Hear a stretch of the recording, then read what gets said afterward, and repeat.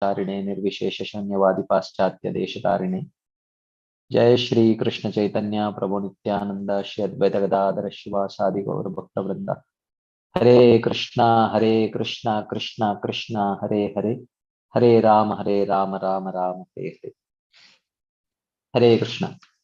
So thank you all very much for joining today's session. So we have been discussing for the past 11 weeks. Today is the 12th week, I guess, on this topic, on this book, Sri Bhakti Aloka by Srila Bhaktivinoda Thakur, which is a collection of 12 essays on the 12 topics which are covered in the second and third verse of Nectar of Instruction, the 6 favorable and the 6 unfavorable items, of which we have already covered 3, Atyahara, Prayasa and Prajalpa. And Niyamagraha we started discussing last week. So before we start today's discussion, I'll request Radha Pramod Prabhu to do a recap of what we have seen last week, and then we will take it forward from there. Over to you, Prabhu. Thank you. Om Ajnana Timirandasya Jnananjana Shalakaya Chakshurunmilitam Yena Tasmai Sri Gurave Namaha. So we are discussing the third essay, which discusses the topic of Prajalpa. So in Prajalpa, Bhaktivinoda Thakur says there are 8 types of godless Prajalpa: useless talk, arguments, gossip, debates, fault finding in others, speaking falsehoods, blaspheming talks, and worldly talks. So we have discussed this in the previous sections. Now in this last week we had discussion on blaspheming devotees. So Bhaktivinoda Thakur says that to attain devotion to Lord Hari, make a vow. In this life, I will never blaspheme a devotee. So this is what is very important, that we should take a vow. So if we don't take a vow, it is actually failure of following this. So failing in executing a vow is not a failure. Bhaktivinoda Thakur says we should take a vow. If after hearing this, at least we should think in the mind, okay, I am taking a vow. And he says even if we fail, but not taking any vow or not endeavoring to follow the vow is a failure. We may take a vow, we get failed, and again we get take a vow, and again we try to follow it. So in that way we can come out of it. If we are not even endeavoring, that itself is a failure. And we should take a vow, endeavor our best to follow it. Even if it is broken, we can start again. Then next he says that what happens if one blasphemes a devotees? One's virtues are destroyed. So he gives the example of Prajapati Daksha, how he offended Lord Mahadev, the best of the ascetics, met with severe inauspiciousness. So what happens to Daksha is he gets the head of a goat, and many other things also happen to him. So Bhagavatam, the shloka says, Ayush Shriyam Yasho Dharmam Loka Ashish Evacha Hanti Shreyamsi Sarvani Pumso Mahat Adikramaha. So he says, my dear king, when a man persecutes great souls, all his benedictions of longevity, beauty, fame, religion, blessings, and prominent promotion to higher planets will be destroyed. So this is actually what happens if we blaspheme devotees. And whatever Prajalpa is not favorable for devotional service should be carefully given up by Vaishnavas who are cultivating bhakti. So here, two things very important. One is in the first shloka of Envoy, we have Vacho Vegam. So Vacho Vegam is a conditional urge that I always feel to speak something. And but there is another thing called, which we hear in this shloka, is giving up Prajalpa. But Prajalpa is a, to give up Prajalpa, we should make a constitutional change.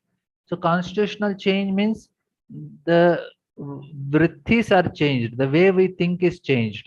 So by that what happens is, now we have the urge to speak, but what we are doing by giving up Prajalpa, the urge to speaking is permanently regulated. Like we are only talking about Krishna, things related to Krishna, things service related to Krishna. So then what happens? This Prajalpa, we don't have Prajalpa. So even if we are having this conditional urge of speaking, will not affect us, because I want to speak, but anyway, whatever I speak, Krishna Katha only come, or anything related to Krishna only comes.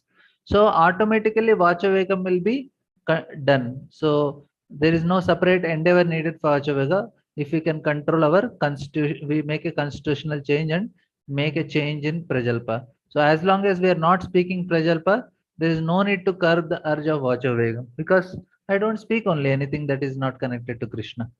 So speak only as much as required. So in order to pass one's life without sin, one should not speak anything more than whatever little is necessary.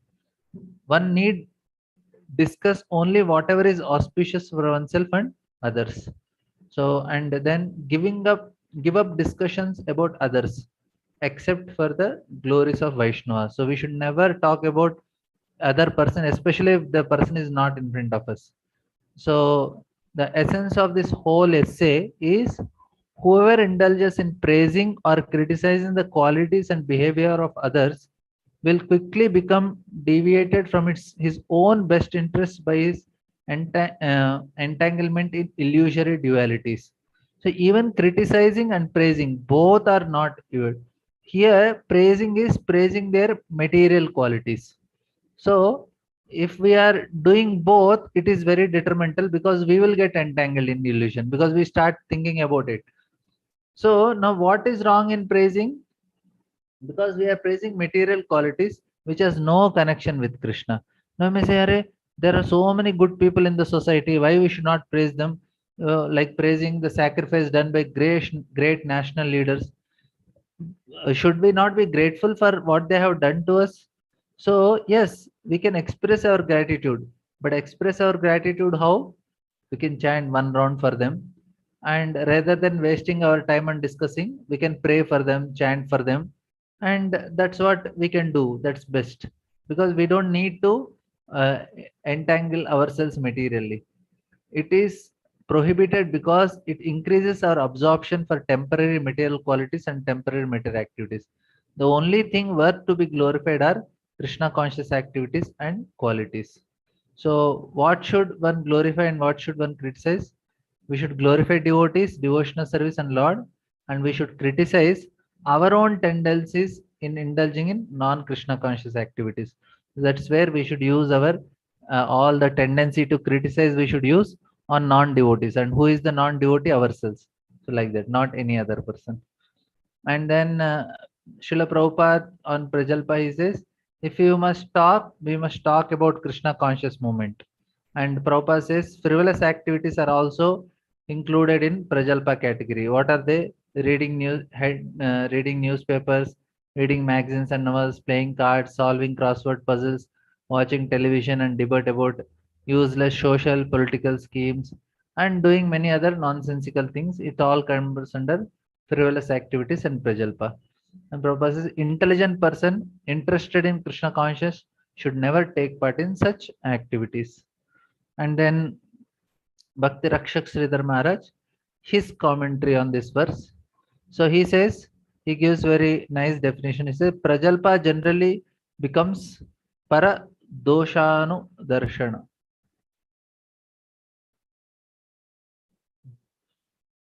Finding faults with others. So he says, doshanu sandhanam. So he says, who can correct others? When the guardian or the guru analyzes this fault within his affectionate disciple, to point out and correct him with a sympathetic and graceful eyes, he himself will not become contaminated if he is pure enough. So there are 6 to 7 things that are given. So first is, he should be guardian or a guru. His position should be like that. Second is, he should be affectionate to his disciple. Third is, point out and correct him with a sympathetic and graceful eyes. So, and apart from this, the most important thing, he himself should be very pure. Then only he will not get contaminated. Otherwise, he will get contaminated. So when we are finding faults in others, so especially this part of finding faults in others, we should be very careful. If we are not any of this position, we are going to get contaminated. And even though intention or whatever may be there, but this is leading to that direction. That's why Chaitanya Mahaprabhu tells to Raghunath Das Goswami, Gram mein katha na sunibe, gram mein varta na kahibe, amani manade hana Krishna nama sada labe. So Lord Chaitanya Mahaprabhu said, just don't hear any gram mein varta, gram mein katha. With humility, always chant the holy name. Now, speaking the act in which we are fully attentive. So speak always and only about Krishna. When we speak something, we cannot but be fully attentive. So this is the advantage, that when we are talking, when we are speaking about Krishna, we can get complete benefit. Then we are attentive. So the opportunity to speak is the opportunity to be fully attentive and focused. And the attention and focus should be utilized in speaking about Krishna, because when we are hearing, we can be inattentive. But now I am speaking, so I should be very attentive what I am speaking. So in that way, it helps me to focus. So if I am speaking about Krishna, then I can get maximum benefit because I am focusing. I can focus on Krishna. And we should be extra careful in preaching and never speak nonsense to the public. And especially if we are not preparing any class and going, just telling that if somebody is not preparing, that means he is not only doing disservice to the audience, but he is also contaminating their consciousness. If he didn't prepare anything, then he'll speak some nonsense which is not directly connected to Krishna also. So there is a chance like that. So we should be very careful when we are speaking, and ignore the ornamental but accept the substance within. So this is about the literatures. So whose attractive verses don't glorify the Lord, they are considered as pilgrimage praises for crows. So we have these two shlokas, Tadvag Visargo Janataga Viplo. So in these two shlokas, 1.5.10 and 11. So there, if any nice literature is there with so much alankaras or ornaments, but it is not glorifying Krishna, it is pilgrimage place for crows. But the swans living in pleasant lakes take no pleasure in such work. But on the other hand, the literature which is full of description of the transcendental glories of the Supreme Lord, even though imperfectly composed, are accepted by the purified men who are thoroughly honest. So we need what is glorifying Krishna, even though there may be not so many alankaras, are not so very grammatically very nicely composed, but if it is speaking about Krishna, that is actually what is important for us. So, and then we have the subject matter of what we speak should always be absolute. So grammatical mistakes and other ornamental mistakes are overlooked by the Lord. He reads the heart. The language of the heart is all in all. The theme of our talk and discussion must always be absolute. So in that way, we can overcome this urge of Prajalpa. Then we have the next essay, the fourth essay, which we are discussing, we started last week, is Niyamagraha. So Niyamagraha is actually two categories. One is Niyama plus Agraha, another is Niyama plus Agraha. So Niyamagraha is to reject the rules whimsically. That means I don't want to follow the rules. I feel I am beyond the rules. The example of Sahajiyas. And in Niyam Agraha is to get absorbed only in the rules and not in the essence. I just follow very strictly, but I am not bothered about the purpose of why the rule is there, like that. So Niyamas are rules. What is that? Some rules are do's and some are don'ts, vidhis and nishedas. There are prescription and prohibitions. Now, what rule, when, how I should follow, that is what is very important. Whether I am at the category of Niyamagraha or Niyamagraha. So we should not fall in any of these categories. If you don't want to fill any of these categories, then what is most important is to know is what is my position presently. So the conditioned soul can attain an exalted position from a very low position. So from a very low position, we can go to exalted position. But what is important is to know where I am now. So between these two positions, there are many positions. We can see 2, 3, 4, 5, so many positions will be there. And each position is a gradual step. So we cannot jump from, we have to pass through all the steps. and each step has their own particular do's and don'ts. So every gradual steps have different do's and don'ts, and we have to know our position and follow accordingly. Now, advancement is if one follows the niyamas of one step, he attains a higher step. So if I and then I can go to next step, I follow this do's and don'ts, then next step. And degradation is what? If one does not follow the niyama of the particular step, he is in and tries to follow the niyamas of the higher step, he falls down. So the example is, say someone is at the level of 2. So he must follow the niyamas of the level 2. But if in case somebody thinks, okay, if he does not, and after if he does, then if he follows all the rules, then he goes to third. But he ignores the second and directly follows the third, then he will come to first only. He will fall down. Or sometimes what happens that somebody is in the second, but he follows the first, then also he'll have a problem.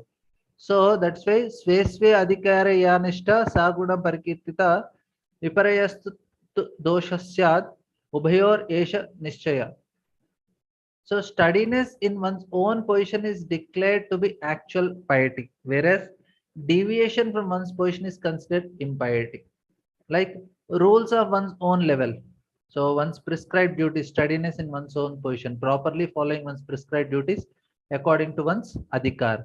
Like say, if we follow according to adhikar, it is a glorious act. So match between qualification and appropriate prescriptions. So if we follow, like we are acting according to our adhikar, say we are at the level 2 and we are following the level 2, then it is considered glorious. But what is inglorious act? There is a mismatch between qualification and appropriate prescription. Say if somebody at level 2 but is following level 1 or tries to follow level 3, then it is an inglorious act. Say if somebody is at sakama karma level and he want to directly go to jnana, then it is not possible. He has to first raise to himself to the nishkama karma yoga level. And nishkama karma yoga level, when his heart is completely purified, then only he can practice jnana. So he cannot jump directly. So he has to know which level he is and what he need to practice, what are the rules, do's and don'ts, then he can go. And same thing with bhakti also. If somebody at Vaidhi sadhana bhakti, then he cannot directly jump to raganuga. So he has to go to all the stages. There is anartha nivritti, nishta. Then at every level there are certain do's and don'ts. So in this way, knowing our adhikar, knowing what are do's and don'ts, we will not fall under the category of niyamagraha and niyamagraha. So we can properly be balanced. Hare Krishna. Hare Krishna. Thank you, bro. Very comprehensive recap. I think I don't have anything to recap. Actually, practically you have done everything. So I thank you very much. At this point of time, I would directly open up the floor to see if there are any quick discussion points, comments. Devotees can raise their hands or, type it in the chat box, whatever they feel comfortable.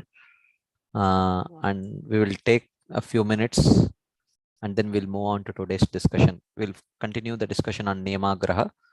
I am not going to recap the whole thing again. We have already done the recap. So I'll wait for some discussion points or questions and then we will move forward. Okay, there is one hand up. Janaki Mataji. Hare Krishna, Dandavat Prabhu. Dandavat Mataji. Prabhu, I'm following up from the last week's discussion, and if it is okay, a time and appropriate, we can. Yeah, I don't remember the question, but you can ask Mataji. Prabhu, the question was based on sadhaka's consciousness. The understanding was that even we are subjected under the three modes of material nature, and based on our consciousness, we act or think. Mm-hmm. And knowingly or unknowingly, again, consciously or unconsciously, mm-hmm. the acts are performed which are not in sync with the spiritual injunctions. Correct. And we, at the sadhaka stage, still fall down. Mm-hmm. So that was the question around the context we had discussed last week. I mean, what exactly is the question, Mataji? The question was, Prabhu, that this still happens. And so how do we understand that as devotees and as sadhakas also this is happening? Okay, Though I the mean, practice is in place and that what I'm failing to understand is I forgot the context. Honestly, I apologize. So, I mean, in what context I'm trying to understand the question. Can you please, if you can recollect what in what context you asked this question, it would help me formulate an answer for this. Do you recollect, Mataji, in what context did we discuss this? What you have any idea? I may not exactly recollect, Prabhu, but I remember the question because the discussion was towards the end. Yeah, I remember it was, I think, the last question, and I said we need time to discuss this. So the question is, as devotees, we also fall within the three modes. That was the so okay. So I mean, I'm just trying to complete the question. So as devotees, we also fall within the three modes. So So then in that scenario, we still are subjected to make a choice, and consciously, unconsciously, we do fall down. Even though we know, but we do have a tendency of falling down. correct.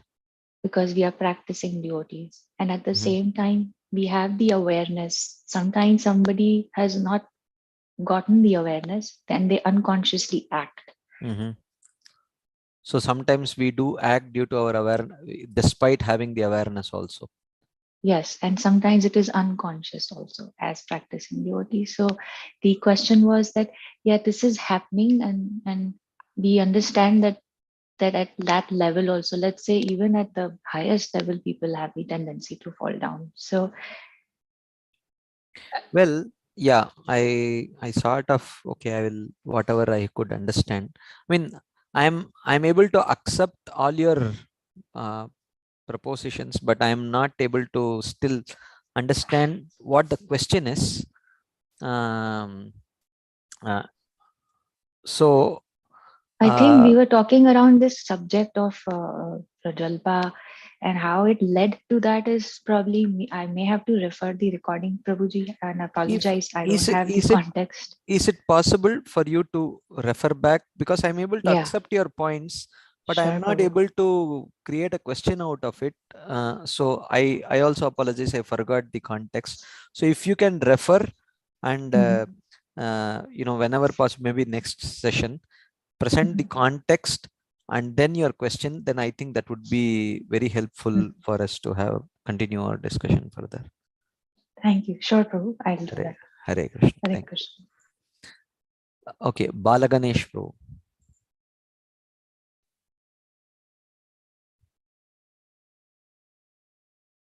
Balaganesh Prabhu, we are not able to hear you.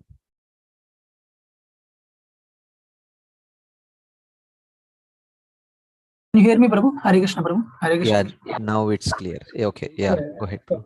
Yeah, Prabhu. So, actually, I'm referring to your previous sessions, Prabhu. Since I couldn't attend online.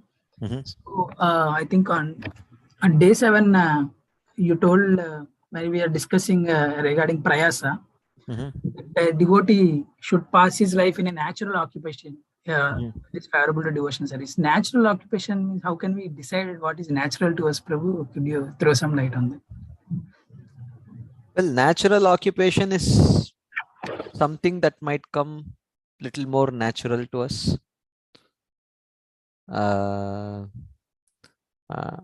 Yeah, that which is not very, you don't have to really go out of your way to, develop those skill sets which you may not necessarily have. So natural means that which you would, without much of investment in learning and getting, or even if you have to learn and acquire that skill set, you're really enjoying acquiring that skill set that kind of a profession where you seem to very naturally fit in, you can say that kind of an occupation. On our propensities and inclinations.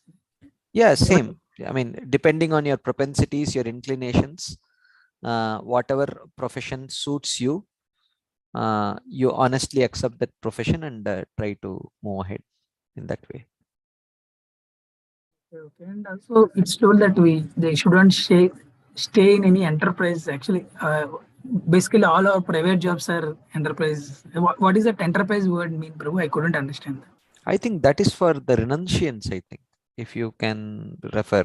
Yeah, while discussing over endeavoring prayasa, Prabhu. In so that was the application of that principle. Exactly, was to renunciates. Renunciants, not for householders. Okay. Enterprise means it's like outside private organization, Prabhu. Enterprise means a kind of, I think, he should not be involved in money making.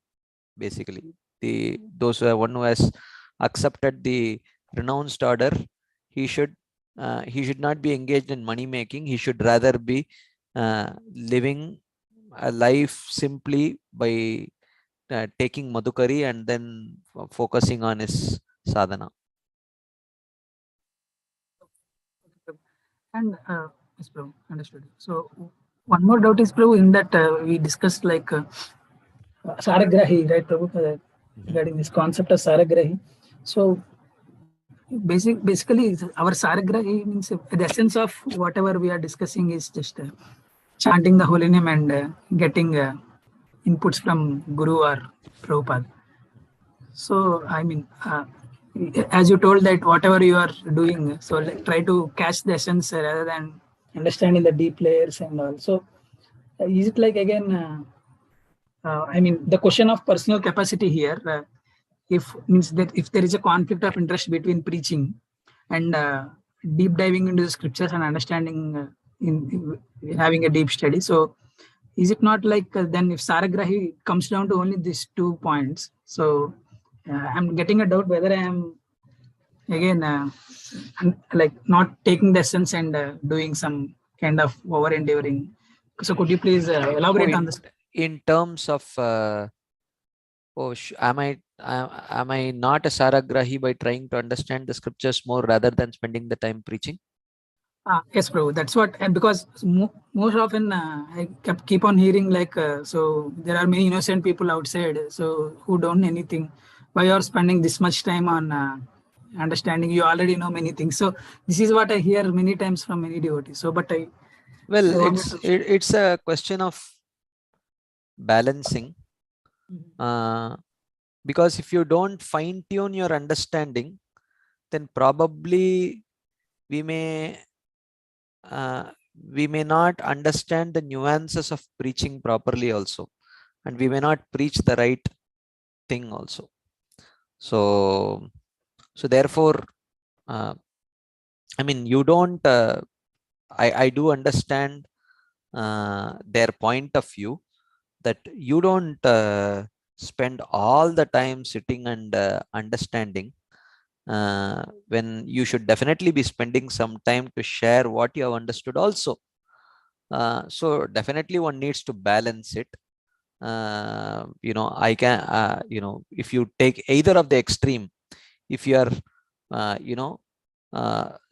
there is a well and you draw water out of well, but you should be drawing water proportional to the pace at which the well water is getting replenished.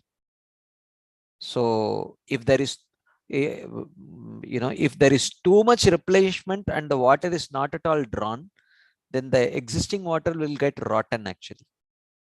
If there is too much drawing but no replenishment, then it will become dry very soon. So there has to be a balance. You have to learn and you have to share what you have learned also. But at the same time, you don't go to extreme, either only hearing all the time and not sharing, or only sharing without hearing much and understanding much. So both are important, and we have to learn to strike a balance. while understanding and like attending these courses, Prabhu, sometimes you'll get a doubt like, as you discussed, you should understand, but if you cannot find the gist of the very substance, it's also again not so advantageous. Yeah, I mean, yeah, Gist if is you, what, if you, Prabhu, how to-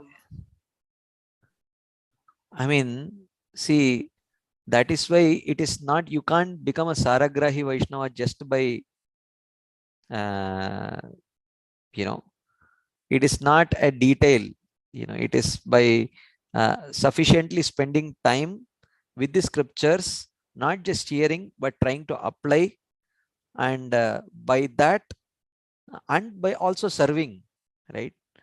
So in that way, gradually one develops the ability to extract the essence of the Shastras, and one develops the ability to discriminate the essence from the details. So it is not like even if someone tells, you know, one may not have the ability to understand and assimilate it also. So these things come, this is a process, this is not a detail that is being shared here. So this is a process. You hear, you understand, you apply, then you express your gratitude by serving, and by doing that gradually over a period of time, one develops the ability to, you know, absorb the essence like that. we need to again retrospect, reflect back whatever we understood, and we have to check whether in my real life am I doing it or not. That's what some aspects of gist means too. Yeah, yeah. Okay. I mean, I do remember discussing on this topic of Saragrahi in one of the sessions, but see, many times if you don't ask during that session, then I lose track of context. So so unless I remember in what context we discussed what, it becomes very difficult for me to recollect what exactly, in what context you are asking, because there are multiple forums in which we have the discussion. So I mean, ideally, if during the session, if the question comes, then I can immediately answer to the context, because the discussion is very fresh in my mind.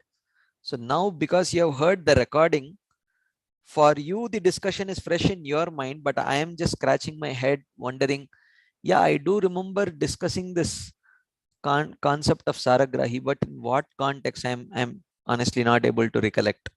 So so so ideally, if you know, like 4 or 5 sessions before, if you are going to ask a question, you know, it becomes very difficult for me to exactly recollect the context of the discussion. So I am not able to exactly answer you. You know, I do remember discussing on the topic of being a Saragrahi, but I am not able to honestly recollect the exact context. So I'm not able to answer your question. Not an issue. Next time onwards, I think I would immediately follow up on the next session so that we can have a better. Yeah, I mean, this is the best, you know, live, you know, while the discussion, during the discussion, the current topic, when there is a question, then it becomes much more easier for me to answer that way. Okay, okay. Because eliminating burden and collecting very gist of everything, all this you discussed, bro. But at that time I couldn't answer. Yeah. Next Yep. time onwards, I'll try to ask live, bro. Yeah, it was in Prayas. Yes, bro. Yeah, Prayas. Yeah, correct. Yeah. And my final question, bro, like in the same session we discussed about occupational engagement performed according to scriptures. Okay. So, so right now, generally we'll say Bhagavad Gita is applicable in all ages, in all times and all. But if you see that categorization of occupational engagement as per Gita, so I don't find it relevant at this age, Prabhu. So am I thinking in the right direction, or because it's very difficult to correlate? You mean in terms of the Varna?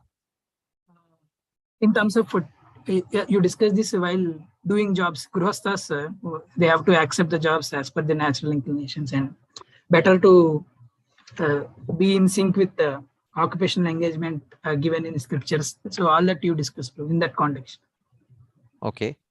while taking So up jobs or while performing duties. So in our occupational way, it should be okay. performed according to the scriptures prescribed, mentioned in the scriptures. So that point I couldn't understand, because there's a lot of difference between what's mentioned there and what's happening in real time. Can you give an example? Yes, Prabhu. Yeah. As for example, it's told there like similarly what's natural to you. But more often, what happens is, frankly, we are in a rat race. So one after another, we'll keep on doing jobs, and we don't even check whether is it naturally inclining to me. Am I really Yeah. satisfied? Is it So my in, propensity and all? so that is in one sense, now that you have gotten into the rat race, I mean, at least keep it honest and spend the spare time that you get in core devotional activities. That is my understanding. Okay. Mm-hmm. Yeah. I mean, otherwise, you know, if there is a choice, if you can make a choice, everyone would like to sort of get settled in a profession which they find more comfortable. But many times, their choice of education in itself may not be in line with their interest. Like especially in a place like India, you can say everyone wants to either take up engineering or medical profession, and subsequently, but um, most people's psychophysical nature may not be chalked out for either of these professions, but because everyone takes, the mob mentality is very strong, you take. But having taken that, you can't do much.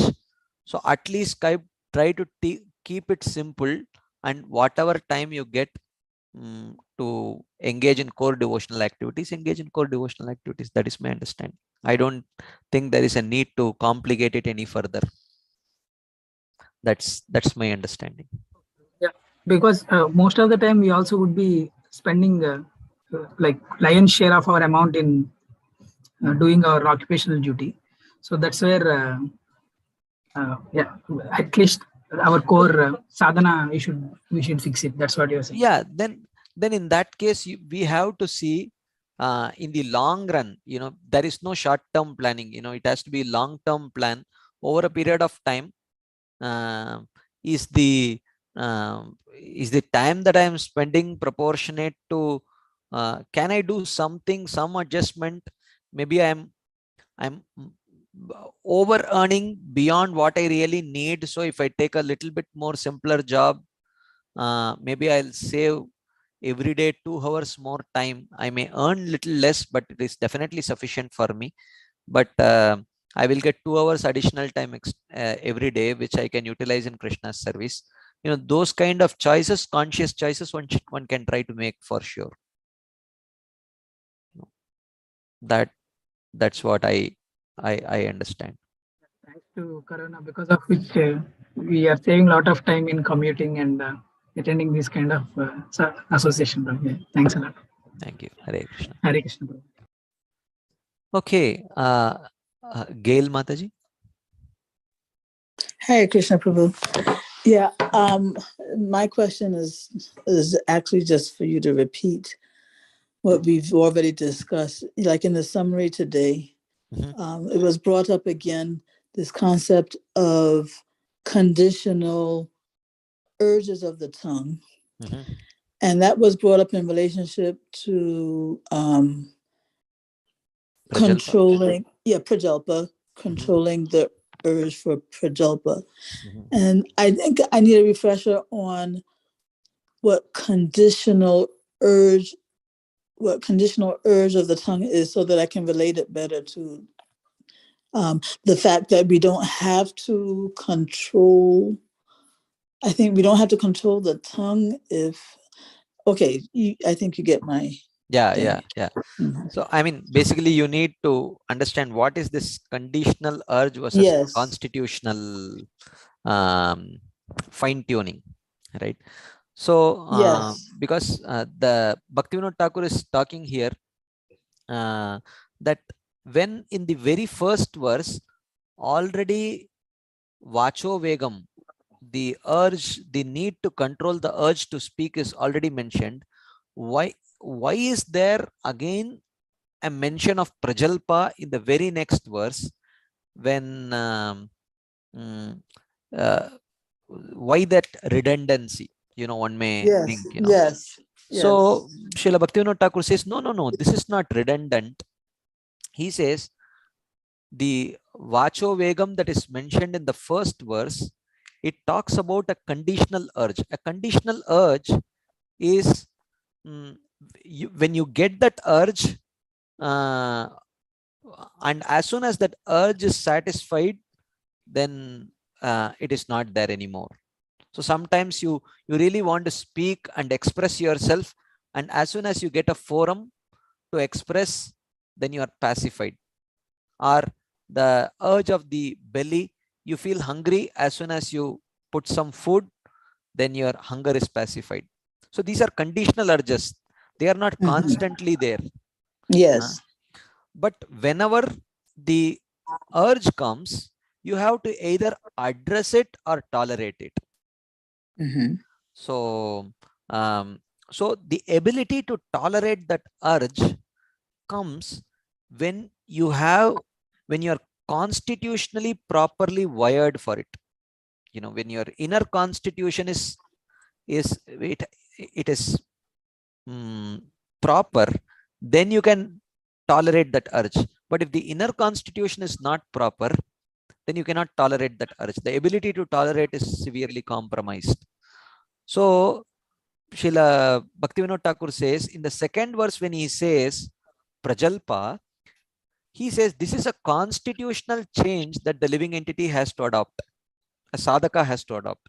Constitution, the way he is using the word constitution is not in terms of one's constitutional position. Constitution here, it means internal.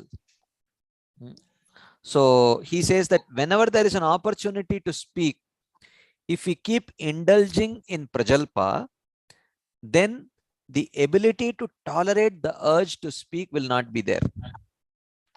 So throughout the day, we have multiple opportunities to speak.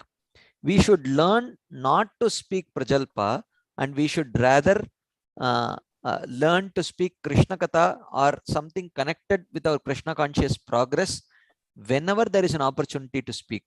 When we regulate this way, then eventually when there is an urge to speak, that urge to speak can be regulated in this way. When we always learn to avoid Prajalpa and speak only Krishna Katha. So that's what he's talking about. The first verse being a conditional urge, and the second Prajalpa being a constitutional change. That.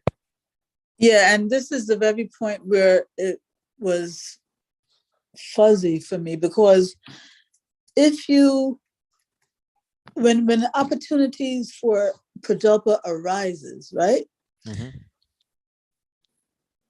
That sounds like the first verse. You have to, when those opportunities arise, you have to either decide that I'm going to indulge or tolerate, by not participating. Yeah. So in this way, it sounds conditional. Yeah, the point is, an opportunity is external, an urge is internal. Yeah. An opportunity to speak is external, that is presented to us. Yeah, the urge is internal. Like say, for example, there can be an opportunity to eat, and there may be a choice of prasadam and non-prasadam. Yes. But the urge is internal. Is internal. So when the external opportunity is there, even though the internal urge may not be very strong, if we cultivate the habit of always speaking Krishna Katha and not indulging in Prajalpa, then when the strong internal urge to speak comes, naturally Krishna Katha will come out. That is the point. Okay, so therefore, it seems that conditional urges of the first verse refers to the internal urge that's there, regardless of the external conditions. Correct.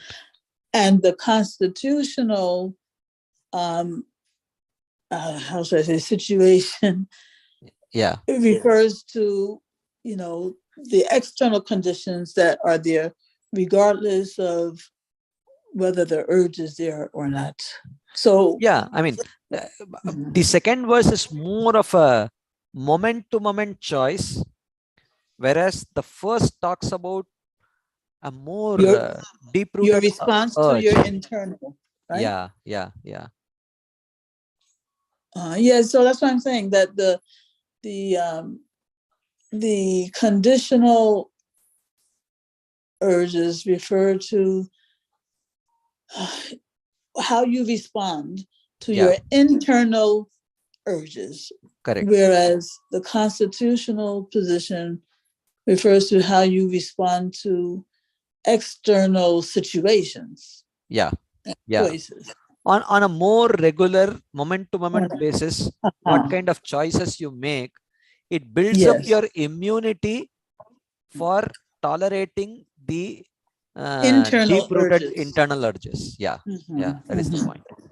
Okay, much clearer. Thank you so much, Prabhu. Thank you, Mataji. Okay, there is another point in the chat box. Someone says, I like to speak Krishna Katha without preparation. I feel like journey exploring various things, whichever I know, and devotees also appreciate that. Is that fine or not? Well, you may not prepare, but definitely for the class, but whatever you have prepared otherwise, which is there fresh in your memory, I hope you're sharing that. We cannot, in the name of Krishna Katha, and because we have not prepared, we cannot share a piece of our mind in the name of Krishna Katha. If that is what we are doing and people are appreciating it, then we have to really be aware that we are actually, probably they are appreciating not our Krishna consciousness, probably they are appreciating our ability to speak or something like that, or our ability to think. So we don't want people to appreciate our gray matter or our ability to speak. So it may not be that we prepare for that particular class, but we should share what we have studied, understood, reflected upon, ideally, rather than just random thoughts which may not necessarily be really connected to our to Krishna consciousness. So it should be well substantiated and connected to the Shastras and the writings of the Acharyas, rather than our own thoughts all the time.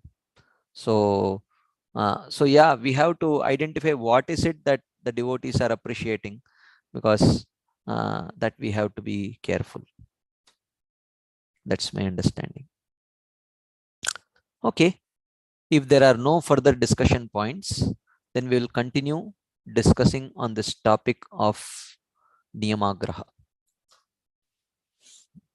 So we were discussing a very simple definition, a universal definition. This is actually a universal definition of what is glorious, what is a glorious act, and what is not a glorious act. A glorious act means when there is a match between one's qualification and appropriate prescription of the Shastras, that is glorious. But when there is a mismatch between the qualification and appropriate prescription, then it is inglorious. Like, say, for example, Ramanavami is coming up in a few days, and we hear this story of how when Lord Ramachandra was moving around on his incognito. I'm not sure whether it was incognito or what. So he found out this one person. I forgot his name. Anyone remembers his name? He is dressed as a renunciant, but he is probably having a sword in his hand and practicing something like that, which is very inappropriate, because a renunciant is not supposed to he's supposed to do his madhukari and be engaged in his spiritual practices. He's not supposed to practice his sword wielding and things like that. I think Shambhuka, his name is Shambhuka. So Lord Ramachandra comes, takes his own sword and chops off his head. So because he is engaged in an act which is inappropriate to his qualification, it is not a prescribed activity for him. So which means he is engaging in sinful acts. And if he continues to engage in that sinful act, his afterlife will become severely compromised. So with that in mind, Lord Ramachandra immediately put an end to his life so that his afterlife would not be as bad. Similar story comes in when Prahlad Maharaj visits Naimisharanya to worship the Supreme Lord there, and to worship the Supreme Lord by the name Pitavasa. Lord Pitavasa himself dresses in the form of a renunciant, but he is carrying a bow and arrow, a bow and a quiver of arrows. Prahlad Maharaj becomes really upset seeing this, and he says, he looks at Lord Pitavasa and he looks at that person and he says, I will kill you now. He takes a vow that he will kill this person because he was engaged in this inappropriate act. So he fights and fights and fights and fights and fights, and he is not able to defeat that person, what to speak of killing that person. So the next day he goes to Lord Pitavasa and puts a flower garland on Lord Pitavasa and prays, Krishna, please help me. And then he comes to fight, and he sees that renunciant who is having this bow and arrow, he is wearing the same garland that he had offered to Lord Pitavasa. And then Prahlad Maharaj realizes that he's the Supreme Lord himself. So he falls at his feet and he says, my dear Lord, I had taken, he did not, actually the vow was, I will defeat you. So he tells, my dear Lord, I had taken a vow that I will defeat you.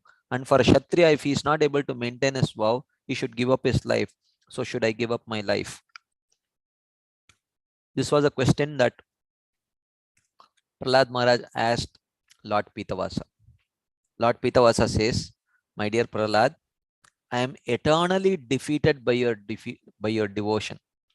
So you have always defeated me. So your words are not false. So you don't have to give up your life like that.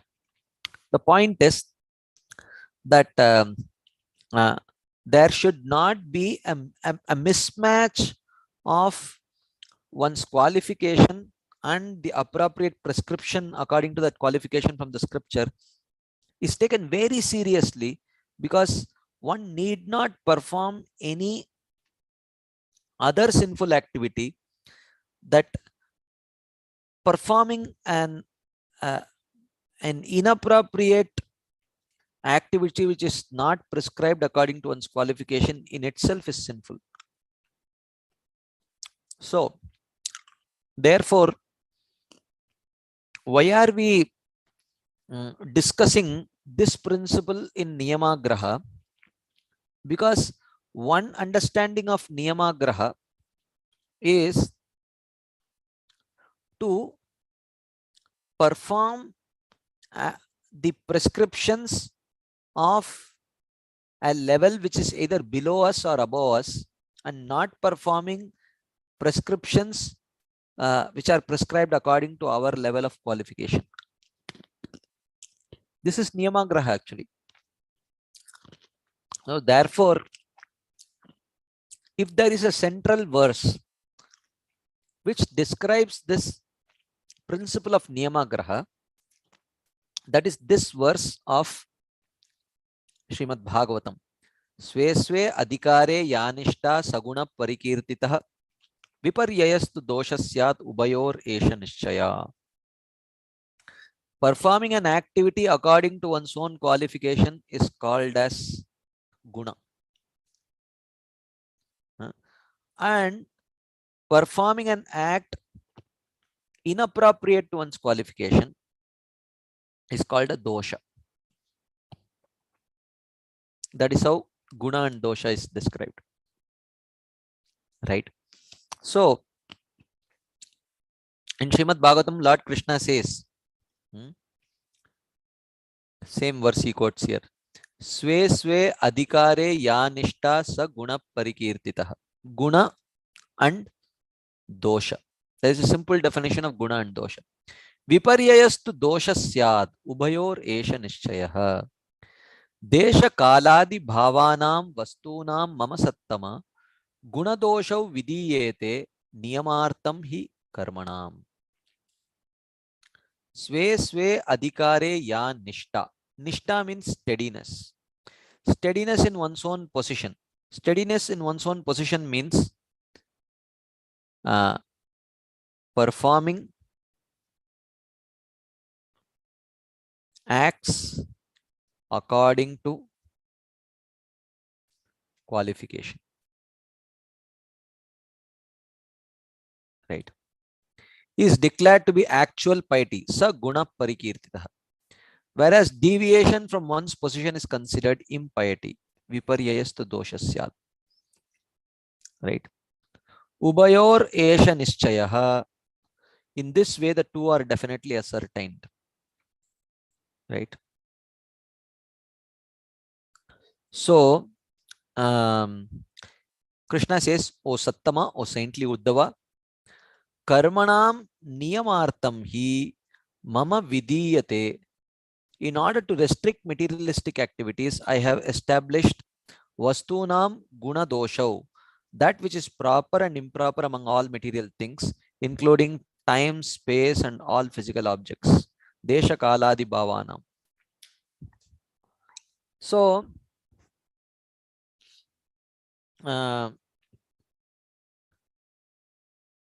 like say, you might be wondering why the second verse is quoted here. I will try to explain these two verses. Krishna, in this section of Srimad Bhagavatam, he is explaining to Uddhava. Previously, he was describing about, oh, this object is good, this object is bad. This object is, this time is good, this time is bad. In this way, he was describing. And later, he tells Uddhava that Uddhava, you should stop seeing guna and dosha. You should stop seeing good and bad in material things. Then Uddhava says, my dear Lord, some time back you mentioned this is good, this is bad, this is good, this is bad, this is good, this is bad. But now you are telling, stop seeing good and bad with respect to material things. How am I to reconcile this apparent contradiction in your instructions? You understand? So, Initially, you said this is good, bad. Now you are telling me don't see good and bad. Why this contradiction? For in response to this, Krishna says, Swe swe adhikare yanishta saguna parikirtitaha viparyayastu doshasyad ubayoresha nishchaya. My dear Uddhava, understand your qualification, adhikar, and accept instructions and prescriptions according to that adhikar. Now, this is the principle. Now, when I previously told about this is good, this is bad, this is good, this is bad with respect to material things, he says, Karmanam niyamartam hi mama vidiyate vastunam gunadosho desha kaladi bhavanam. That prescription was for people who had karma adhikar. That prescription was for people for karma adhikar. So for those who are materially inclined, those who cannot understand transcendental subject matters, and they are very much inclined to enjoy things of this world, so you cannot tell them give up matter and approach spirit because they are not ready for it. So you have to tell them, okay, if at all you are going to choose matter over spirit, at least understand that this is good, this is bad, this is good, this is bad, this is good, this is bad. But for a person who is ready to transcend matter, the instruction is what? Stop seeing good and bad with respect to material things. This is for a Jnana Yogi, right? This is for a Jnana Yogi who is willing to transcend the material world. So he has to see everything as being material. For a devotee, the instruction would be start seeing its connection with Krishna and utilize it in Krishna's service. You see, three people with three different adhikars, the same objects, three different instructions, right? To one person, you are telling this is good, this is bad. To another person, you are telling stop seeing good and bad because you are, and to the third person, you see, you are telling see its connection with Krishna. You see, now three different instructions, seemingly contradictory, but what is the point? It is according to one's adhikar. For someone who has karma adhikar, who is very much inclined to enjoy, he says, at least accept those things as enjoyment, which is pious, which is good, which is not sinful, which is according to your, which is accepted and agreeable according to your varna and ashrama. But for a person who has transcended that and come to the stage of jnana and who is perfectly convinced of giving up this material world, he says, don't bother making this distinction about material good and material bad. Anyway, everything that is material is bad for you. That is the instruction.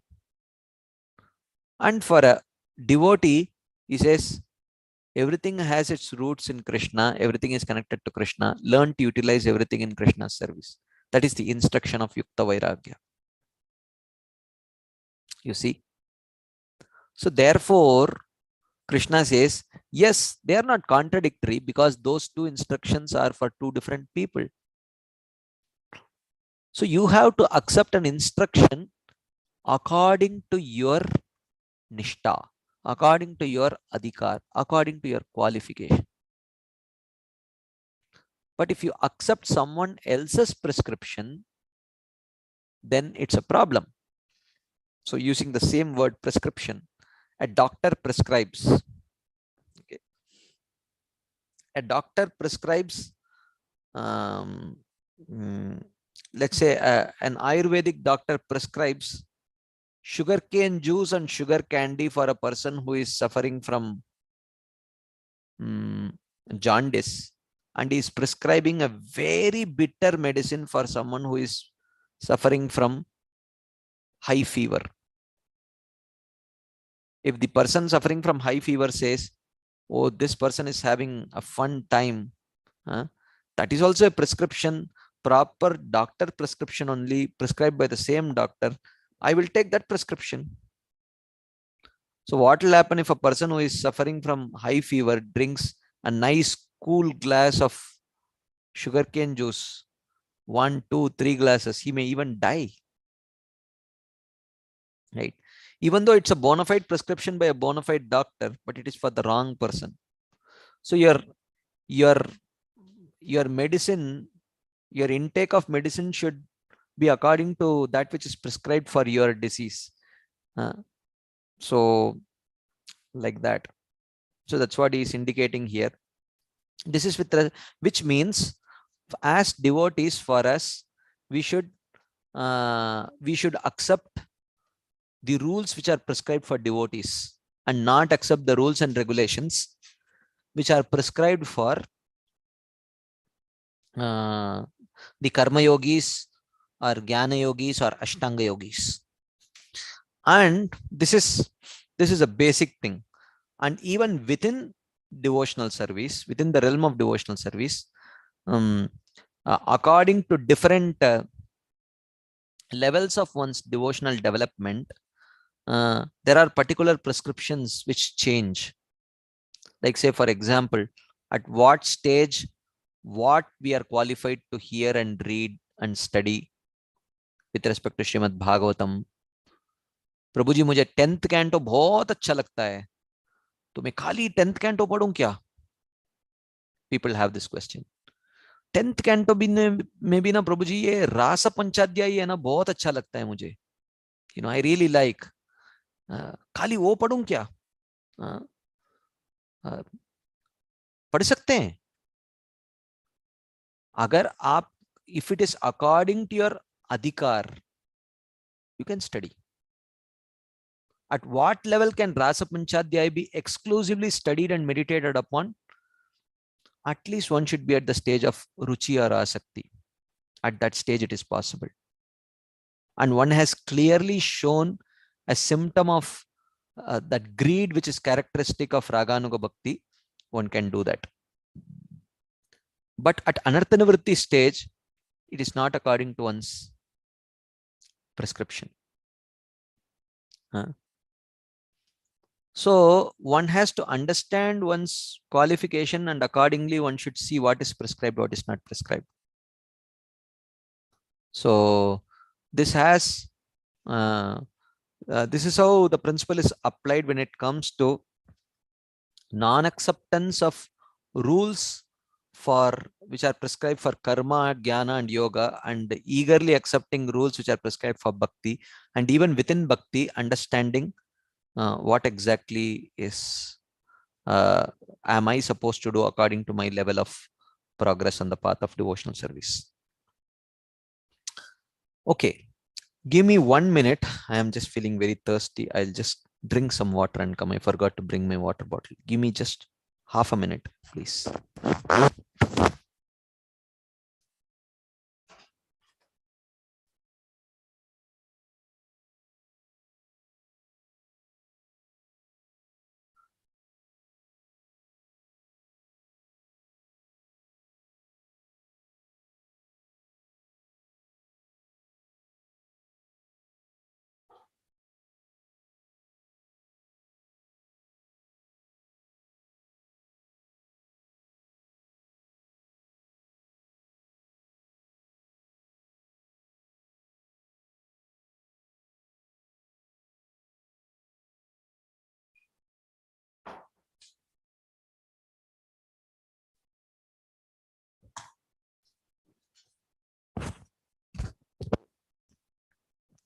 Hare Krishna. I'm sorry. I'm back. Okay.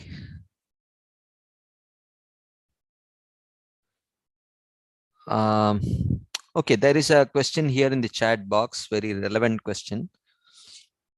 But a verse speaks about those who read these pastimes, lust will go away. These sections are meant also for conditioned souls, right? Yes. They are also meant for conditioned souls. but with very minimal amount of conditioning. Hridrogamashu apahinoti achirena dira. That is what that verse says. Hridrogam ashu. And in which book did I read this? I think in Shuddha Bhakti Chintamani, Srila Shivaram Swami Maharaj mentions that try it out. Try reading this Rasa Panchadhyayi and see if your lust is going away or increasing. So he says that Hridrogam that he is talking about is lust at the, or tinges of material desires that is there at the stage of Nishta and later. That Hridrogam at the level of Anarthanavritti will only increase if we reach those chapters. If you want, you can try. So that is what Srila Shivaram Swami Maharaj writes in his Shuddha Bhakti Chintamani. He says that that Hridrogam that he talks about is not the Hridrogam that is available to those within the realm of Anarthanavritti. Because even at the stage of Nishta, Anarthanavritti is not complete. Anarthanavritti is not Atyantiki Anarthanavritti. It is Prayiki Anarthanavritti. Prayiki means almost. Nashta Prayeshu Abhadreshu Nityam Bhagavata Sevaya Bhagavati Ruttama Shloke Bhaktir Bhavati Naishtiki. At the stage of Nishta, it is Prayeshu Abhadreshu Nashtaha. Almost gone. That almost gone means little bit is there. That Hridrogam Ashu Apahinoti Achirena Tira. Not for us. I mean, I don't know. Of course, I don't know you personally. Maybe you fall within that category. But I am telling not for those in the category of Anarthanavritti. For them, it is certainly not recommended. If it was so, then Prabhupada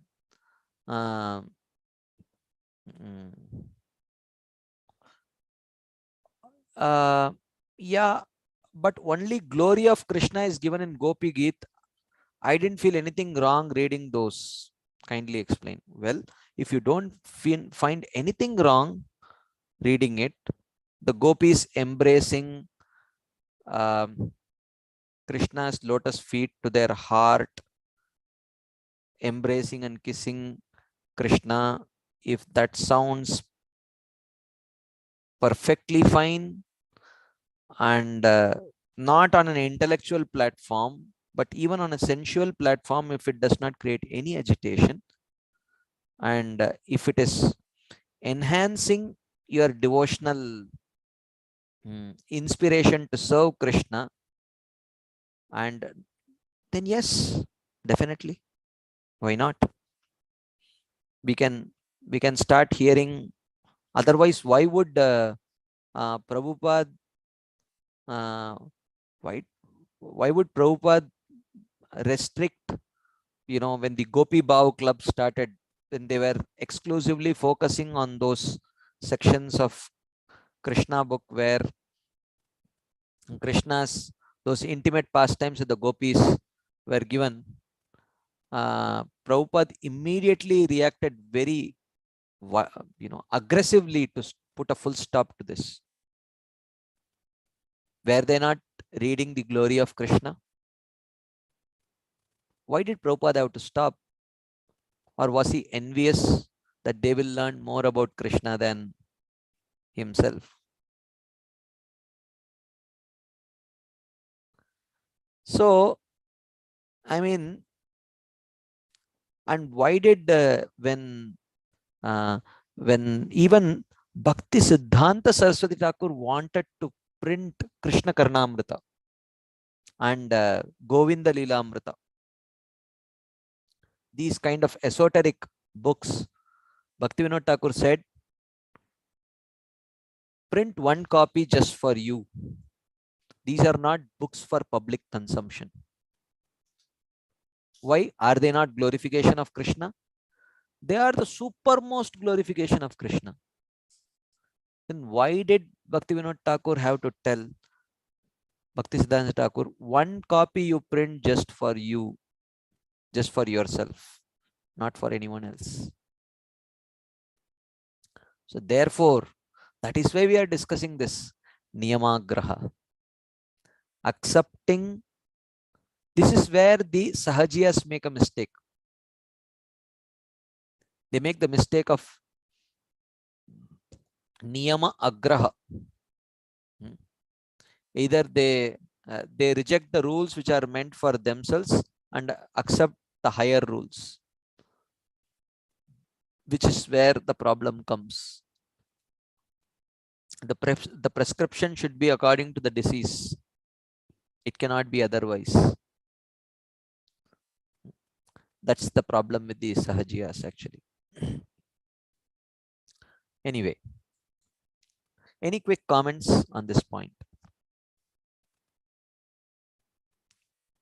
Questions, comments? Okay, let's move ahead then. So here Srila Bhaktivinoda Thakur writes, prescribed and prohibited rules are further divided into two categories, conditional and constitutional. The living entity is pure spirit. The prescriptions and prohibitions in the living entity's constitutional position are constitutional rules. You know, at the constitutional level, there are prescriptions and prohibitions. Okay, his constitutional position is Gopi Bhartur Padakamalayur Dasa Dasanudas. Right. That is his constitutional level, and there are prescriptions and prohibitions. What are the prescriptions at that level?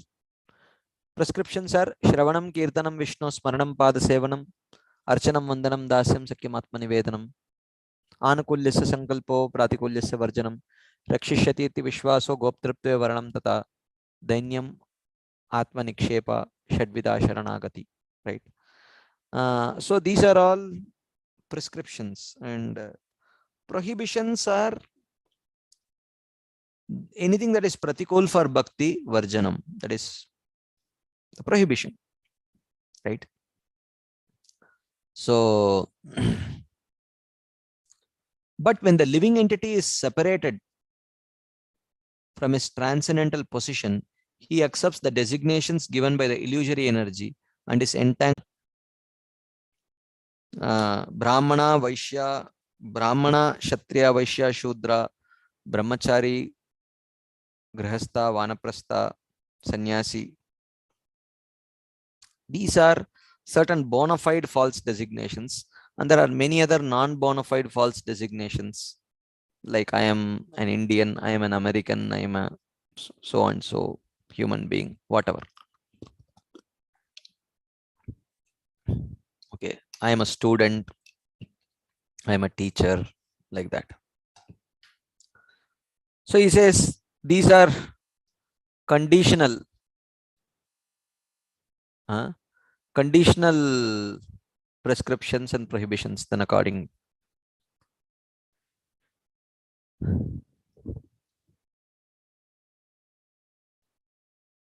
Okay. These designations are of many varieties, but the constitutional situation is one without a second. Jivera Swaruphoy Krishnera Nityadas. This is constitutional position, one without a second. Conditional designation can be many, but constitutional designation is one. Right. But in that one, there can be particular flavors that is possible. In the eternal state of the living entity, prema is the only prescription and envy is the only prohibition. In the constitutional state, the prescription is prema. The prohibition is envy.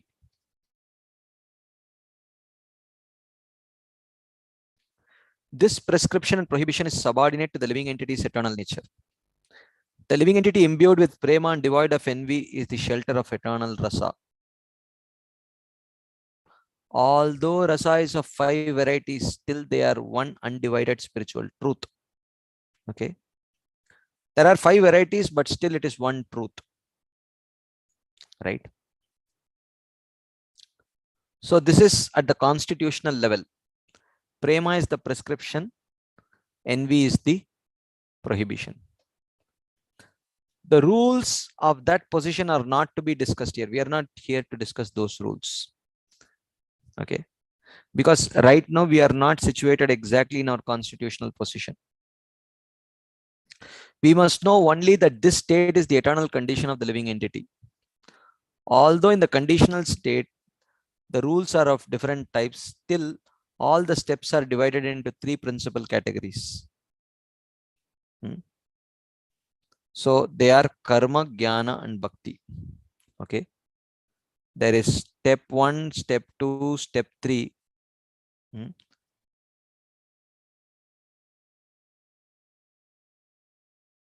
Okay. There is karma 1, karma 2, karma 3, karma 4. There is jnana 1, jnana 2, jnana 3, jnana 4. And there is bhakti 1, bhakti 2, bhakti 3, bhakti 4. Like that. According to the Vedas, Bhagavad Gita, and all the Smritis, 3 principal divisions are found: karma, jnana, and bhakti. In each division, certain prescriptions and certain prohibitions are enjoined. Okay. This is very important point we are going to discuss right now. Please hear carefully. Okay. Now for karma, jnana, and bhakti, we are going to understand what are the prescriptions and prohibitions. Generic prescriptions and prohibitions. Some of the details may vary according to the stage of karma, stage of jnana, stage of bhakti. Right. Okay, let's see about karma. In the karma division, the rules of varnashrama and the 10 supplementary samskaras as well as regulated prayers are prescribed. So the 10 types of samskaras. Okay. The rules of varna and ashrama. Okay. And he is talking about some regulative prayers, which I don't know what it is. There must be something. So these are all prescriptions for karma adhikar.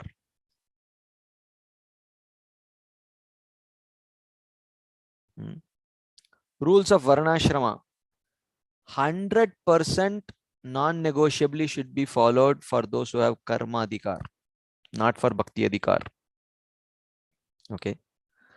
Dashavida samskara, starting from garbhadana till antyeshti, absolutely non-negotiable for karma, not for bhakti. Regulative prayers, I don't know what they are. I will park it because I don't want to comment on that. So, and these are prohibitions for karma.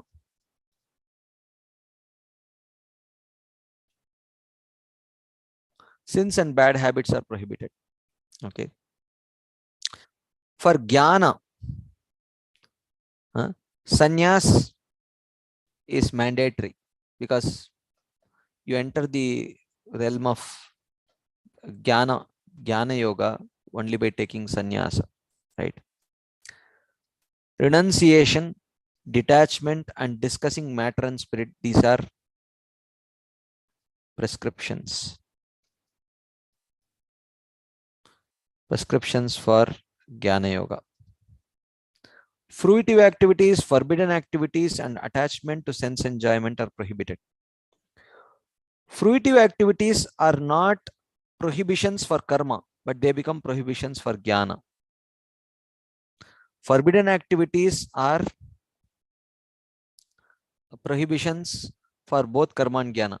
Attachment to sense enjoyment is not mentioned to be a prohibition for karma, but it is a prohibition for jnana. You see here. So, the prescription and prohibitions change according to adhikar. In the bhakti division, indifference here refers to indifference to karma, jnana, yoga. This is what he's talking about. Jnana karmadi anavritam. Performance of activities favorable for devotion. Anukulyasya sankalpo. Following the prescriptions and prohibitions of the jnana division. Okay. And cultivating devotional service with the help of those prescriptions and prohibitions are prescribed.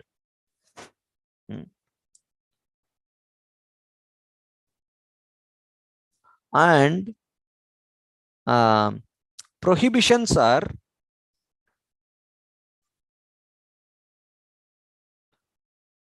on the path of bhakti. Prohibitions on the path of bhakti are all activities opposed to the Lord. Anything that is opposed to the Lord is prohibition. Jnana is a prohibition. Renunciation, as followed by the jnana path is to be rejected, but yukta vairagya is to be accepted. Attachment to sense enjoyment should be given up. Conclusions opposed to the devotional service should be given up, which means even the conclusions of the jnana shastras and karma shastras should be given up. And giving up action, which means completely give up all types of action and not perform any action as what the jnana yogis do, that is also prohibited.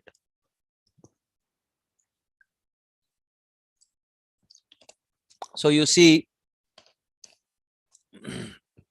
it is very clear. So he says niyama is of two types, vidhi and nishedh. And vidhi and nishedh is according to one's adhikar.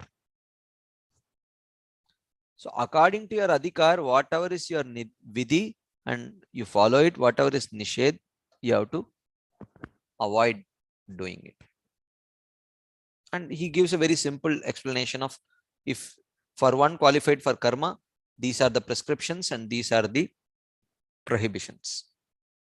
For one qualified for jnana, these are the prescriptions, these are the prohibitions. And for one qualified for bhakti, these are the prescriptions and these are the prohibitions. Okay. Okay, we are going to continue this discussion further. At this point, I would again prefer to pause for a few seconds to see if there are any quick discussion points or questions. There is something in the chat box. I will take that. In the meantime, if someone else has some thoughts, questions you might want to share, you can please raise your hands or share it in the chat box. The question is, if I am willing to progress but not have any qualification, as in the devotional service of the Lord, the only qualification required is surrender and depend on Guru completely and try the next step of progress, is that also impiety? Can you please unmute yourself and please explain your question? I am just trying to understand it better. So actually, even though if we have that impurities of jnana, karma, so if I have a little faith towards bhakti, and if I try to practice under the guidance of spiritual master, so that also is considered as impiety, Prabhu, because there is a disparity between the qualification and appropriate prescription. Okay, now my question is, don't think that what I'm going to ask you is irrelevant. It is relevant. Sure, Prabhu. My question is, are you asking for yourself or for someone else? There is a reason why I'm asking this question. It's a mix of both, Prabhu, but yeah, primarily myself. Yes. Primarily yourself. Okay. Now you will understand why. The reason is, can you repeat your question as it is if you can remember? Yes, Prabhu. So, for example, if I have the tendencies of No, as it is, as you mentioned. okay. You So, said, if I have the impurities of karma and jnana, yes, then, but I have some faith in bhakti. yes, Can I just follow to just follow the instructions of the guru? Is it considered impiety? And follow bhakti, is it considered impiety? That was your question, right? yes, Prabhu. Yes, Prabhu. So look at the choice of your words. You said, if I have the impurities of karma and jnana, right? Which means you have already identified as being impurities. Theoretical, yeah, yeah, as per the studies or as per the lectures. Well, It's not applied faith, Prabhu. It's theoretical faith. I mean, it's not practically realized by myself. that's But fine. yeah, That's fine. okay, Prabhu. See, Yeah, the practical application. So when there is theoretical acceptance, half the battle is won. If you are even willing to accept it as an impurity, right? yes, So that is what anartha is, right?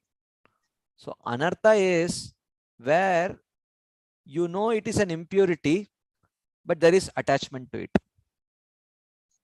right? That is an anartha. You know, yes, uh, uh, you know that overeating is bad, but there is attachment to it. You know, lusty thoughts are bad, but there may be attachment to it. You know, to criticize someone behind their back is bad, but there may be attachment to it. So the mere conviction that it is something which is fit to be given up. We are not talking about your ability to give it up. That is a whole different subject matter. That is the long stage of anartha nivritti, right? So anartha nivritti is a stage of pure devotional practice or mixed devotional practice, pure devotional practice. right? So which means as long as you identify it as an anartha and are willing to give it up, we are not questioning your ability to give up. Are you even willing to give it up? That is the question.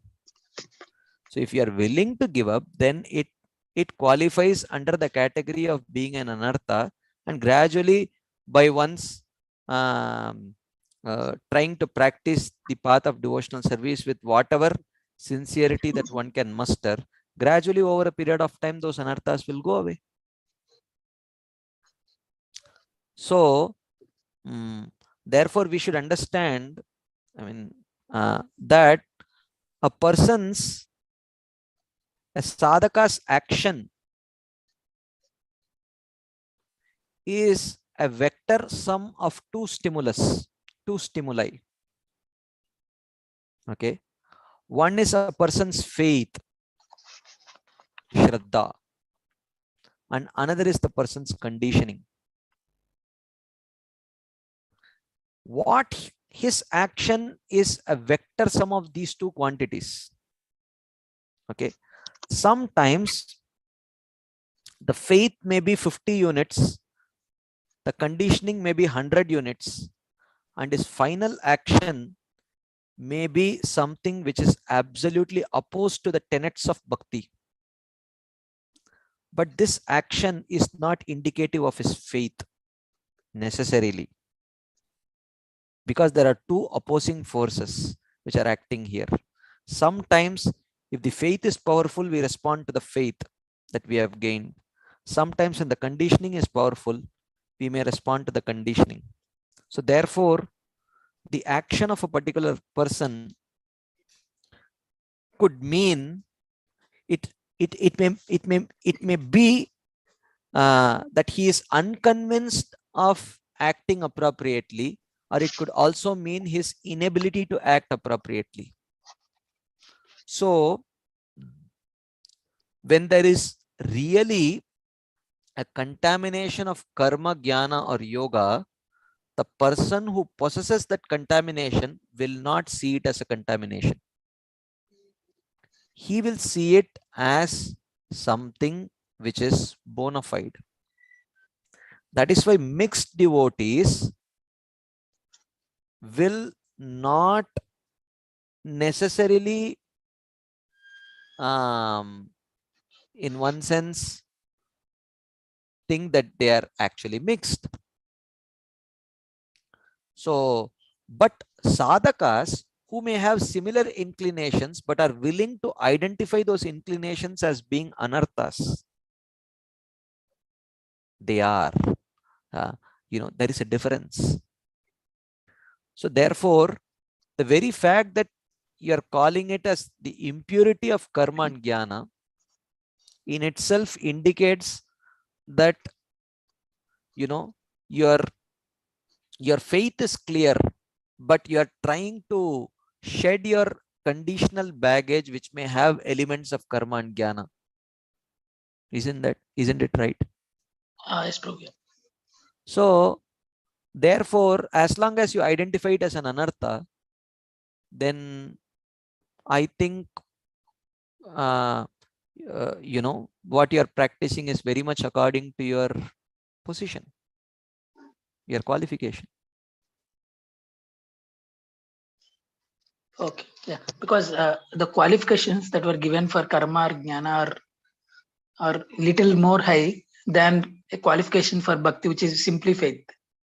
Yeah. But still, I'm seeing that by karmakanda, some people who are following karmakanda, jnanakanda scripture are not being transformed by seeing the effect of either the power of holy name or little things like remnants of prasadam and things like that.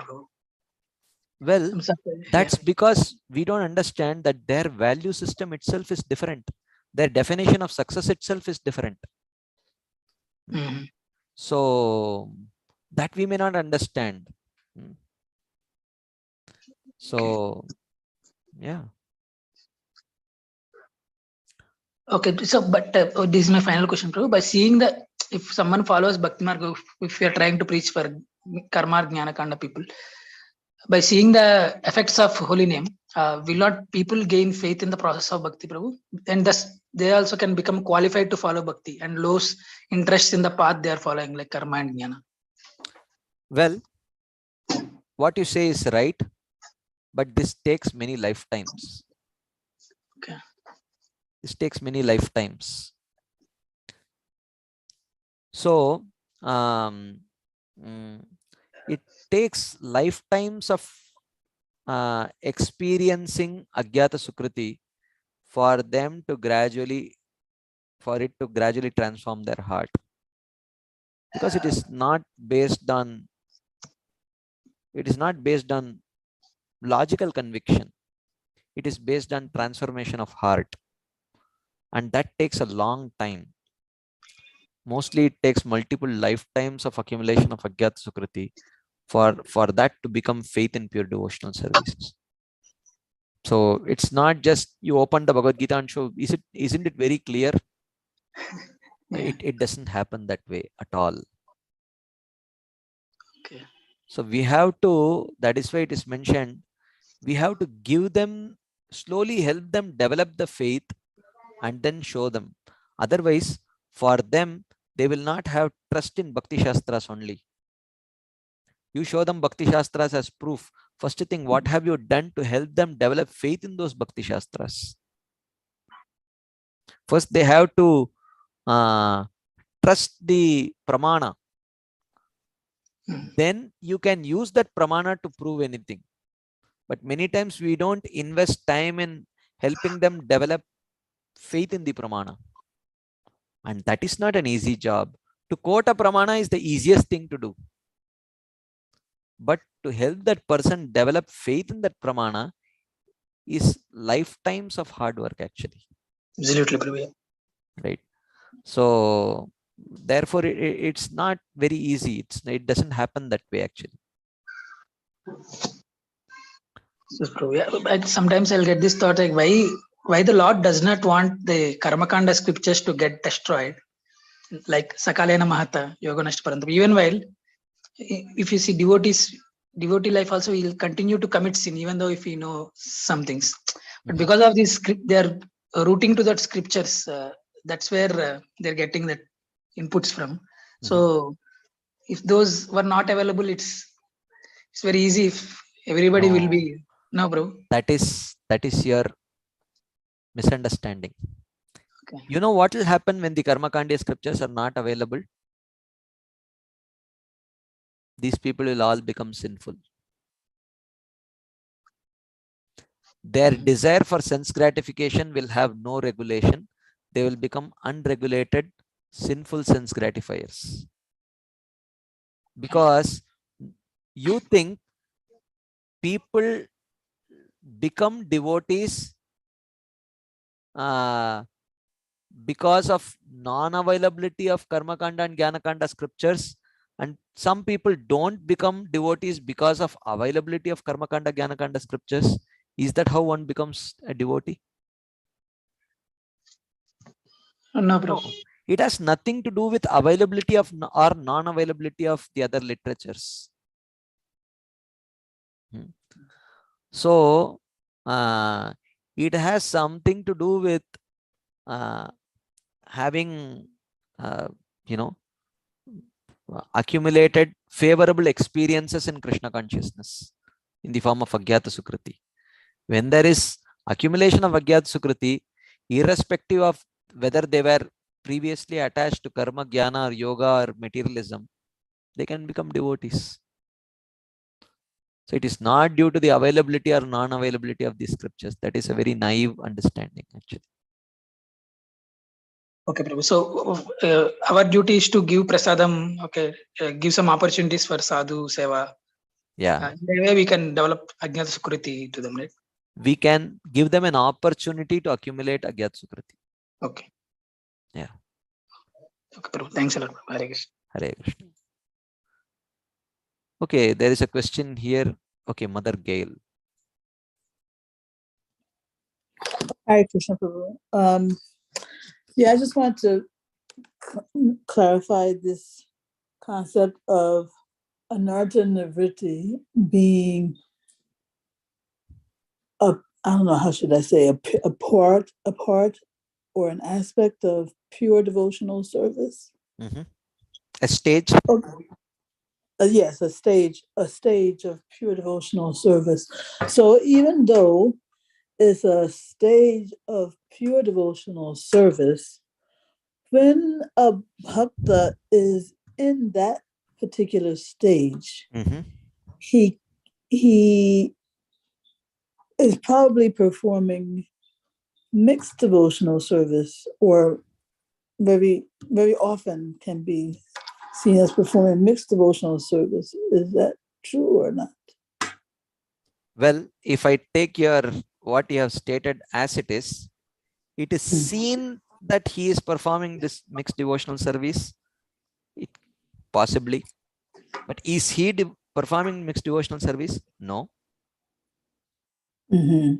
Because, yeah.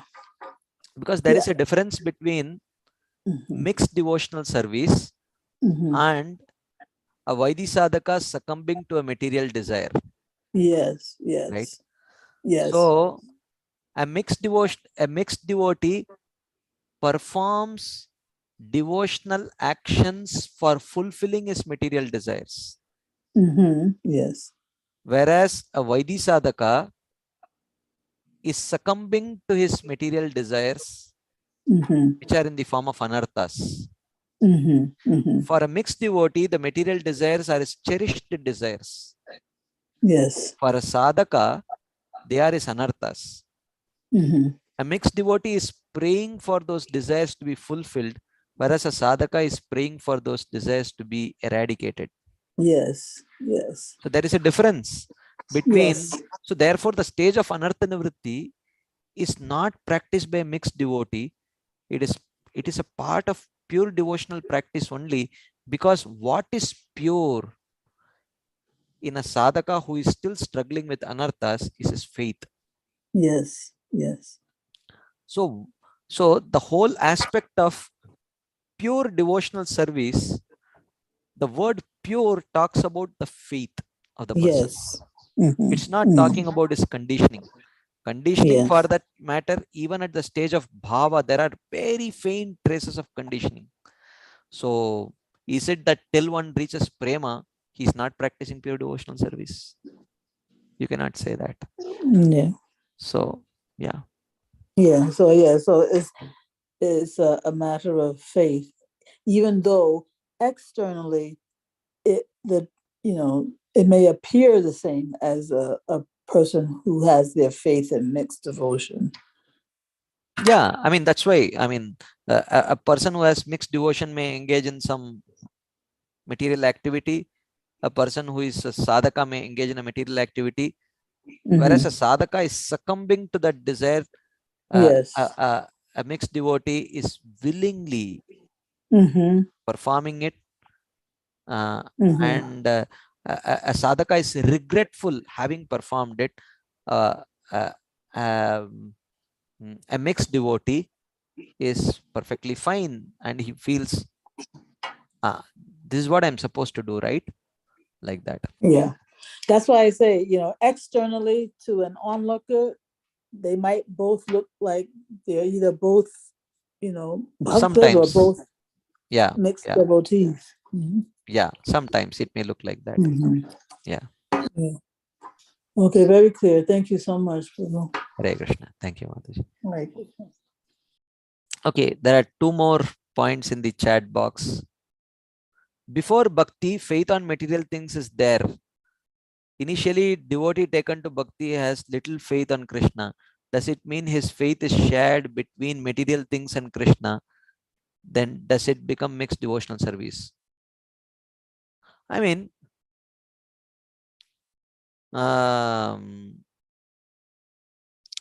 initially, what is initial? What is that initial faith? I would like to understand that, because he may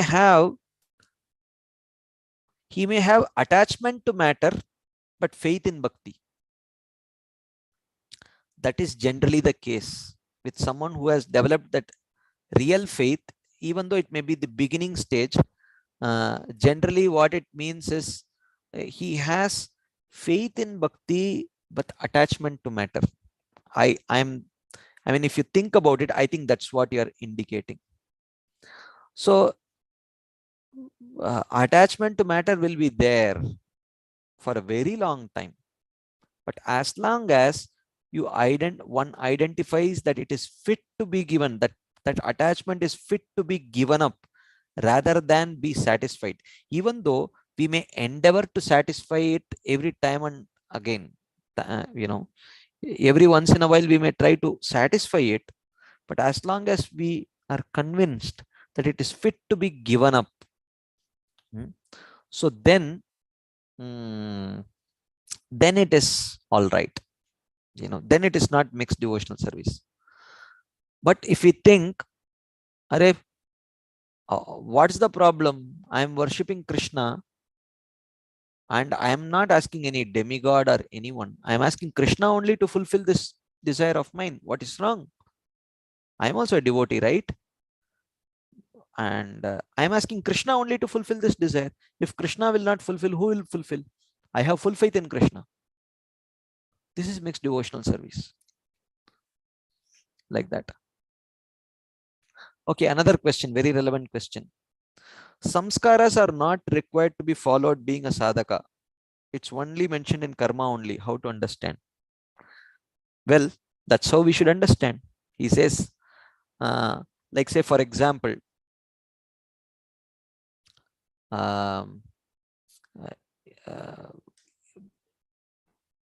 many of these samskaras, probably most of us have not followed. Correct? How many of you, are there anyone here in this August assembly of devotees who were born after performing Garbhadana Samskar, which is the very first of the samskaras? Can you please raise your hands? Don't feel shy. This is a closed group. Anyone here? None of you have raised your hands, which means if it was a non-negotiable principle for practicing devotional service, then you have no hope of perfecting devotional service, because the very first samskara you have not done actually. Right? And subsequently, there are so many samskaras which is according to your varna. How many of you know your varna? Anyone here? Many of the samskaras are according to your varna. Right?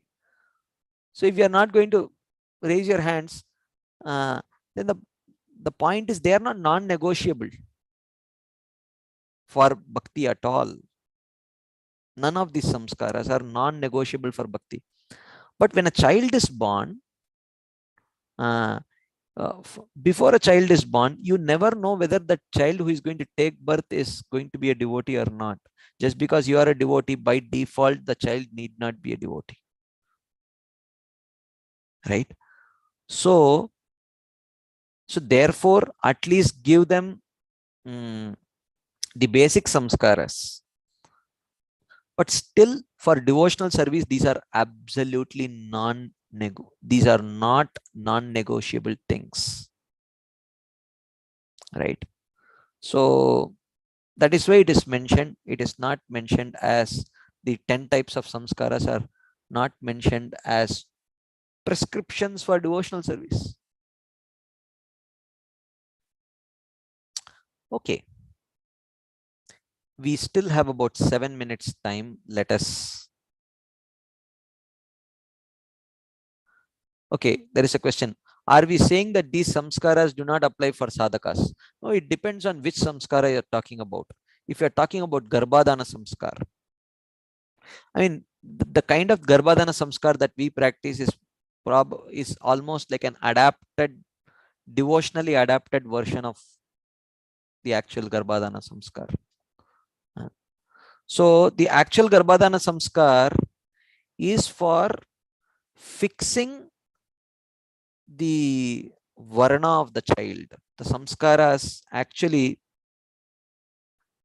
these 10 types of samskaras, actually they are meant for karma, because the way these samskaras are designed, they actually fix the false ego of the living entity. Right? Because the way karma works is, first, I will just write it down. This is a very important principle.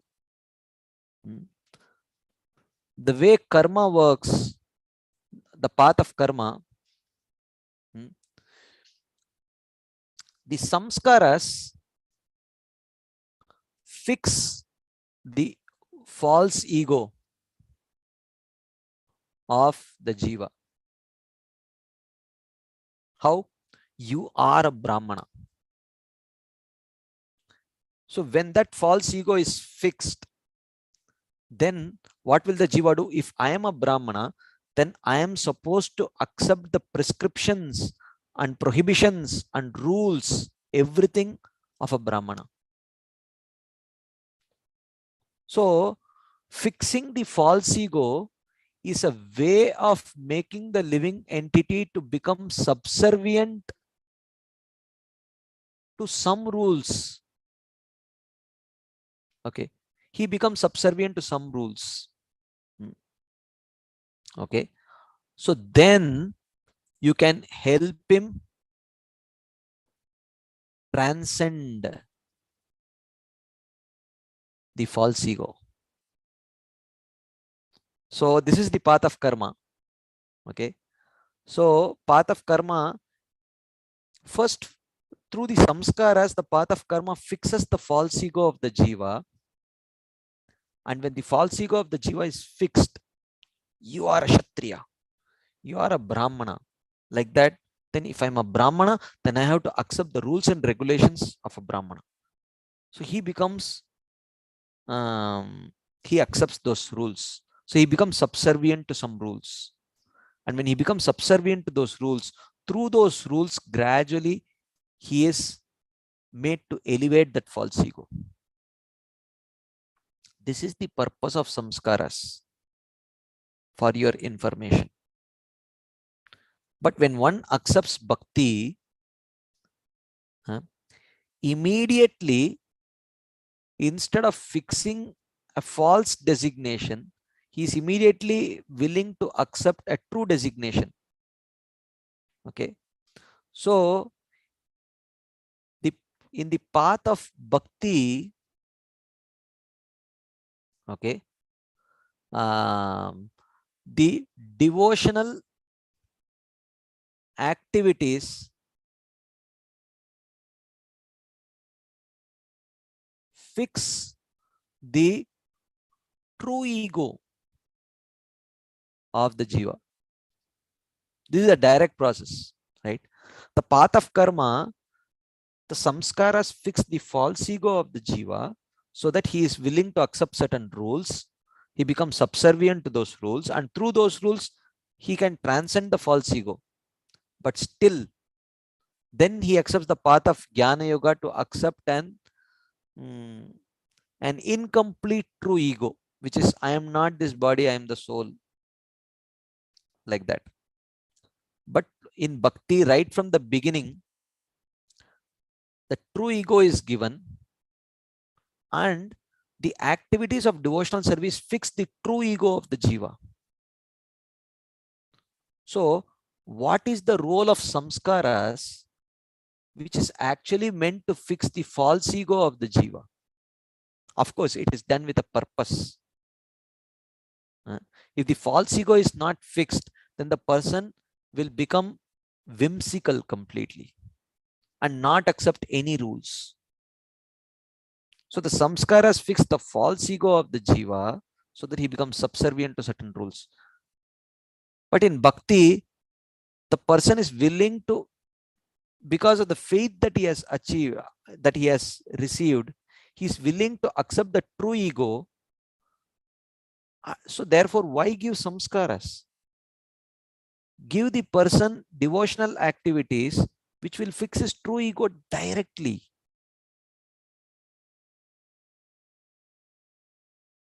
Okay. So, okay, there is a question here.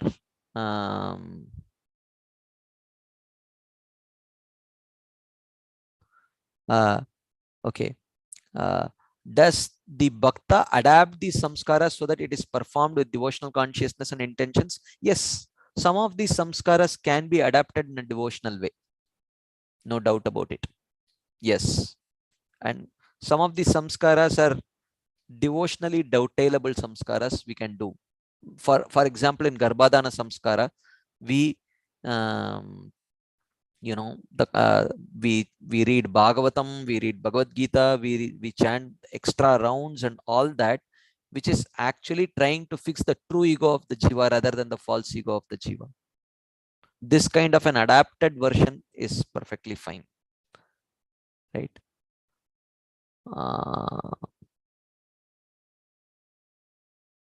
Well, there is a question here. How to understand Prabhupada emphasizing so much on Varnashram when it is still a material designation and Bhakti has nothing to do with it? Well, this is a very long topic. I can maybe share it sometime. Long time back, I made a seminar for this. It's a long seminar, maybe 3-4 hours seminar to understand what exactly it means. My understanding, of course. The whole of ISKCON is trying to figure this out. What exactly did Prabhupada want when he wanted the Varnashram to be established? So I can share my understanding of this maybe sometime. It's already 1 minute past.